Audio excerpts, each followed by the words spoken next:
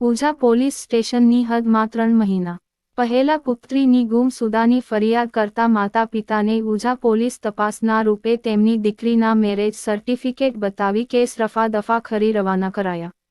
પણ માંગ બાપને એવી શંકા છે કે તેમની દીકરી કોઈ મુશ્કેલીમાં મુકાઈ છે, જેથી ફરિયાદી માંગ બાપાની ઉઝા પોલીસનો ફરી સંપર્ક કર્યો, પણ તપાસની જગ્યા ઉઝા પોલીસ લાચારમાં બાપની સહાયતા કરવાની જગ્યા પોલીસ અરજીનો નિકાલ કરી દીકરીના મા બાપને પોલીસ સ્ટેશનથી ભગાડી દીધા, જેથી લાચાર મા બાપ દીકરીને શોધતા શોધતા અમદાવાદ શહેર આવી ગયા અને હાલમાં સરદારનગર વિસ્તારમાં રહી સ્થાનિક પોલીસનો સંપર્ક કરી અરજી કરી છે, જેના ભાગરૂપે સ્થાનિક પીઆઈ દ્વારા ઘટનાની ગંભીરતાને જોતા તપાસનો આશ્વાસન આપ્યું છે.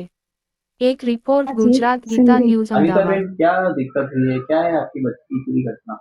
मेरी बच्ची पार्लर का नाम लेके चली गई थी।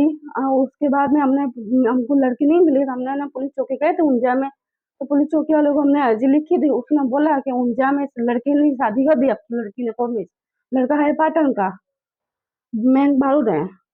फिर उसके बाद आपने क्या किया जब आपको मालूम पड़ा कि आपकी लड़की ने कोर्ट मैरिज कर लिया है?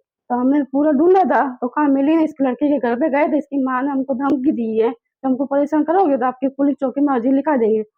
जैसे हम अहमदाबाद आए, सरदार नगर में कंप्लेन लिखाई है।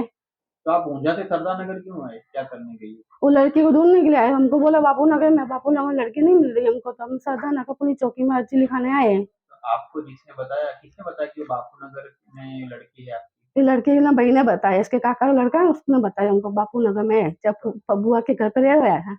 तो आपने अर्जी कहाँ करी है अहमदाबाद में? हमने सरदार नगर में कराई है। कब कराई आपने? कल कराई है। तो क्या कहा सरदार नगर के पीआई ने? पीएसी बोले कि आपकी लड़की मिल जाए, आप करा दो।